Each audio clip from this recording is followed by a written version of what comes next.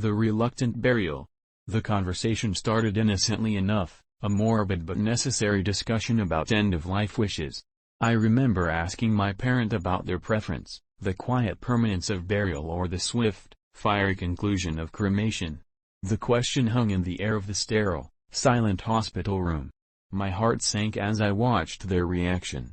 Instead of offering a simple choice or a weary sigh, their eyes filled with a terror that seemed far too immense for the frail body they inhabited.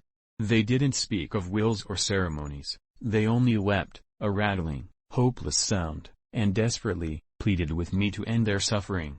"Please," they whispered, gripping my hand with surprising strength, "just make sure I'm dead first. I beg you." The request wasn't born of fear of the unknown, but of a specific, agonizing certainty that I still cannot comprehend. And now, the memory of that plea, so raw and desperate, haunts every arrangement I make. The Dweller in the Dark. The news arrived late one Tuesday evening, a brief, sterile call that shattered my reality. It was my remaining parent, confirming the passing of the other, a person who was, in my mind, just across the hall. The shock was immediate, the grief overwhelming.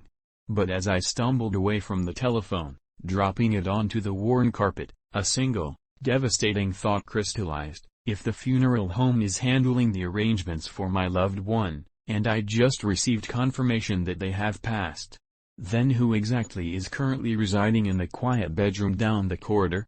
Who is the warm, heavy presence I felt moving beneath the floorboards just hours ago? The house is utterly silent now, but that terrifying question screams in the echo of the dial tone. I know I shouldn't go look, but the floorboards creak as if something is waiting for me to check. The phantom student. I am an educator, proud of the patience I bring to my classroom of inquisitive young minds.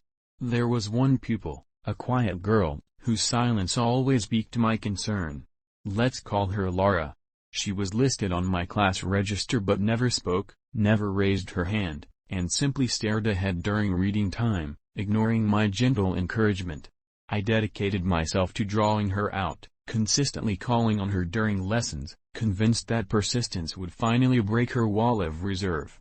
I spent weeks marking her non-participation, feeling a creeping sense of mild frustration coupled with professional obligation.